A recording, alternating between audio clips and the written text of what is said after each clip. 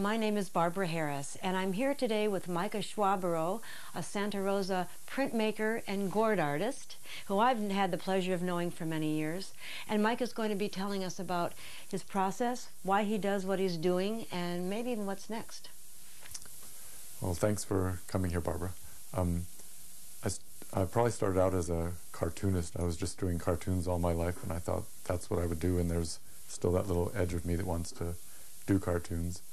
And then I started going to the junior college and sort of corrupted me with fine art ideas and expanded my world and messed up my cartooning centeredness, I guess. And then I was doing a lot of figure drawing and at the same time making my living making handmade toys, which we were selling at the Renaissance Fair. That was the basis of our living.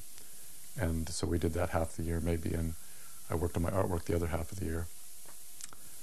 And then Elizabeth Quant at the junior college convinced me to take one of her printmaking classes, and I had one more jump in my life where now I wanted to do this crazy thing called printmaking. And as I explored printmaking more, the history of it, I wanted to go to Japan to study that particular way of working.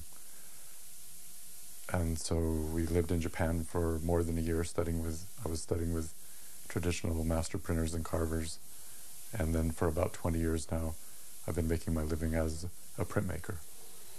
So the first form of printmaking I was studying was etching, but I wasn't really comfortable with the chemicals and the metal as much, and woodworking from the toy making is always more natural to me. And I also like the subtle colors possible in Japanese print, so that was a more natural way for me to pursue the direction of printmaking. So just a little bit about the process that I do. I begin with usually a sketch, because even from the beginning, from cartooning days, I can draw pretty well. I still can't paint my way out of a paper bag, but I make kind of a color rough that gives me a direction, and then basically I have to carve a different block for every color area in the final image. I've always loved vessels, and mostly I don't buy flat artwork so much. If I collect anything, it would be pottery. And my wife trained as a basket maker when we were in Japan, so both baskets and pots are very interesting to me.